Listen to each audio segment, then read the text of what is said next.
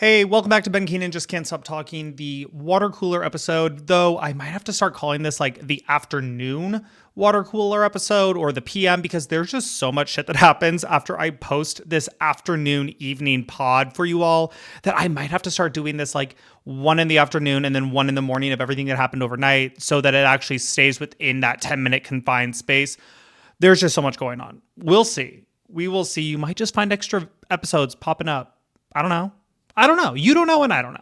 It is Wednesday, February 5th, 2025, and here's everything that you missed overnight. At 4:51 p.m. on Tuesday, the U.S. Senate confirmed former Florida Attorney General and current Trump loyalist Pam Bondi in a 54-46 vote as Trump's new Attorney General. This includes Pennsylvania Democratic Senator John Fetterman joining all Republicans in voting to confirm her. At 5:13 p.m., after Trump's announcement that the U.S. is going to take the Gaza Strip and relocate all Palestinians, Saudi Arabia released a statement ruling out any normalized relations with Israel without the establishment of a Palestinian state. At 5:18 p.m., venture firm Andreessen Horowitz hired Daniel Penny, who was the man who was on trial for killing Jordan Neely via chokehold in the New York City subway. They said that they are going to hire him for a job that is, to us, undetermined, but they are going to teach him the world of investing. It should be noted that he was learning architecture before all the trial and everything was going on, so it's very unclear to see what his role will be within this venture capital firm. At 5:59 p.m., the USPS, aka the United States Postal Service,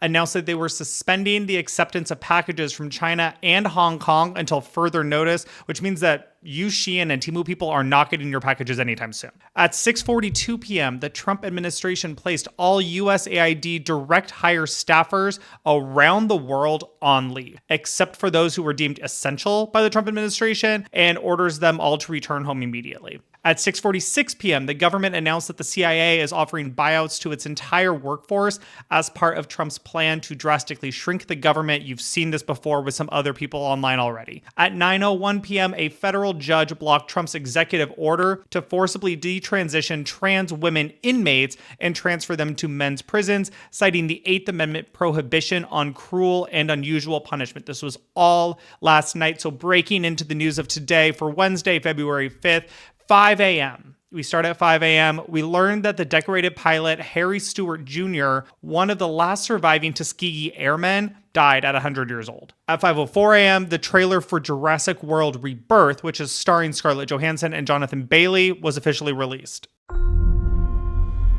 Dr. Henry Loomis, this is Zora Bennett, our mission specialist. Sorry, what mission? This would be a medical breakthrough that could save countless lives. It comes from the largest dinosaurs on the planet. Oh my God.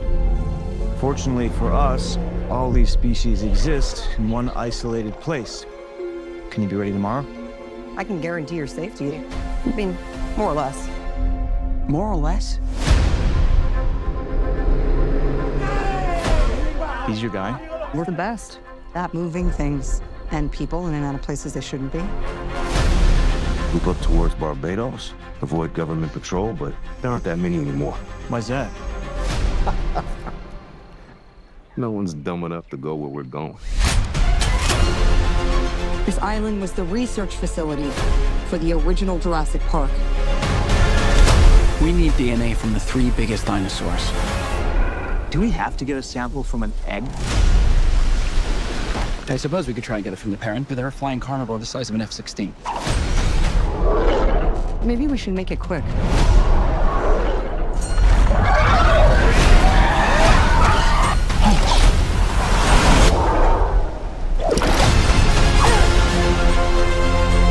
These dinosaurs were too dangerous for the original park.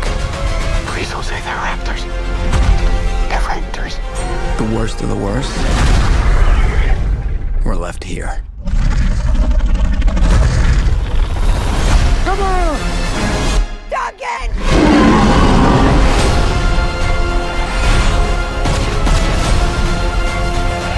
We put ourselves in a place we don't belong. Survival is a long shot. What the hell are those? They're helping the mosasaur defend territory, stalk, hunt. None of what you just said is good.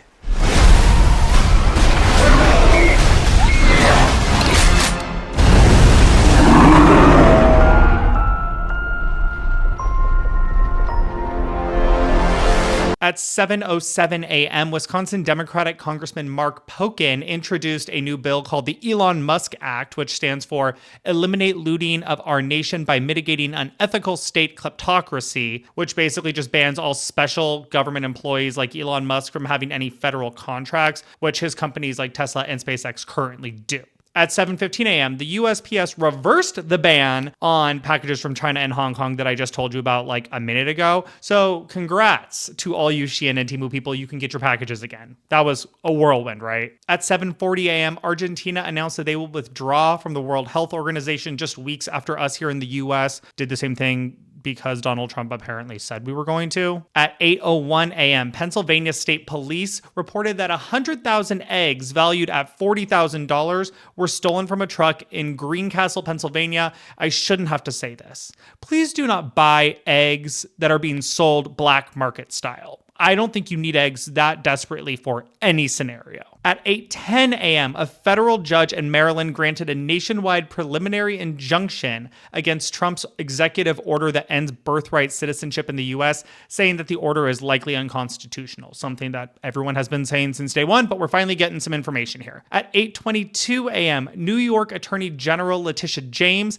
announced that they've reached a landmark settlement with the National Women's Soccer League for pervasive harassment and abuse, requiring the NWSL to pay $5 million to players harmed by the culture of abuse, while also working towards implementing sweeping reforms that will protect current and future athletes. At 9:05 a.m., I'm going to hope that I pronounce all these words and names correctly. Rahim al-Husani has been named the new Aga Khan, which is the spiritual leader of Ismaili Muslims, following the death of his father, Kareem al-Husani. I was curious about what this is. We should all be a little bit curious about other cultures, right? So basically, the Aga Khan is considered to be a direct descendant of the Prophet Muhammad and is treated as a head of state for this faction of Muslims, which makes sense as to why Rahim inherited the role from his father, Kareem. He was the oldest son. So it makes sense that if this is the direct descendant of Muhammad, that you would go from father to oldest son. There is something that you learned today. At 9:18 a.m., a Justice Department official told the FBI via memo that FBI agents who, quote, simply followed orders and carried out their duties in an ethical manner in the January 6th probe won't lose their jobs. It's still unclear how the department determines the difference between these individuals and the ones that they said, quote, acted with corrupt or partisan intent. My guess is that it has something to do with how they've already been doing like Trump loyalty tests through the other departments, either by saying like, prove your enthusiasm for enacting the Trump agenda, or asking them when their moment of, quote, MAGA revelation occurred. Yes, I'm not making these up. This is something that has happened. There are literally so many articles that this has already happened. At 9:26 a.m., 28-year-old rapper Lil Xan has been hit with felony assault charges for kicking and throwing a microphone at a fan. At 9:29 a.m., Kentucky Republican Senator Mitch McConnell fell down the stairs. He apparently got up and walked away from this, but he fell down the stairs. At 9:34 a.m., Elton John and Brandi Carlile announced that they have a joint album coming out called Who Believes in Angels? At 9:42 a.m., remember we just talked about Mitch McConnell, Kentucky Republican Senator Mitch McConnell fell for a second time, this time in the hallway. And honestly, it's giving attention whore. Like, girl, you fell once, get up and do not fall again. At 9:53 a.m., Lara Trump, Donald Trump's daughter-in-law, also the wife of Eric Trump, will officially be hosting a new weekend show on Fox News that starts on February 22nd, which we could have all probably seen coming. At 10:08 a.m., Gisele Bundchen officially gave birth to her third baby. This is her first baby, however, with jiu-jitsu instructor boyfriend Joaquim Valente. 10:16 a.m., Guatemala's president said that they have struck a deal with the Secretary of State Marco Rubio to accept migrants from other countries who are deported from the United States. At 10:46 a.m., 5 unions, including the AFL-CIO, the AFSCME, the AFGE, the SEIU, and the CWA, sued Elon Musk and his Doge committee to stop him from accessing and scraping out the Department of Labor like he's been doing to all these other departments over the past couple weeks. At 11 a.m., New York Yankees player Aaron Judge welcomed his first baby with his wife Samantha. At 11:21 a.m., after 2 falls today, Kentucky Republican Senator Mitch McConnell has been spotted moving around the Capitol being pushed in a wheelchair.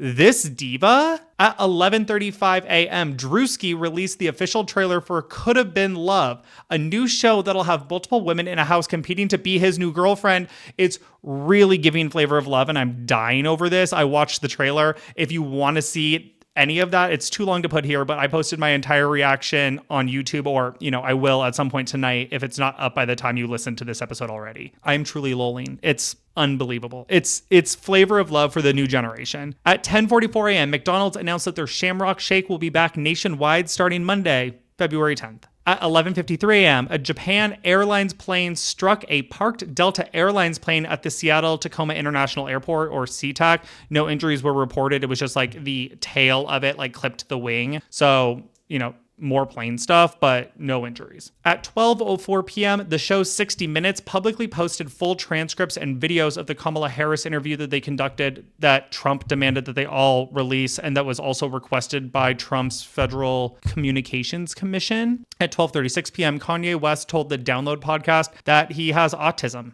which I don't know if that's surprising to anyone. He said, "My wife took me to the doctor because she said something about your personality doesn't feel like it's bipolar. I've seen bipolar before, and come to find out, it's really a case of autism that I have." I don't know if that gives anybody answers about Kanye, but at 1:20 p.m., the company Workday, which a lot of us corporate folks have dealt with in the past, laid off 1,750 employees, or about 8.5% of its overall workforce. At 1:27 p.m., Donald Trump signed an executive order banning transgender athletes from competing in girls' and women's sports. Here's a clip of that. Administration will not stand by and watch men beat and batter female athletes, and we're just not going to let it happen, and it's going to end, and it's ending right now, and nobody's going to be able to do a damn thing about it, because when I speak, we speak with authority.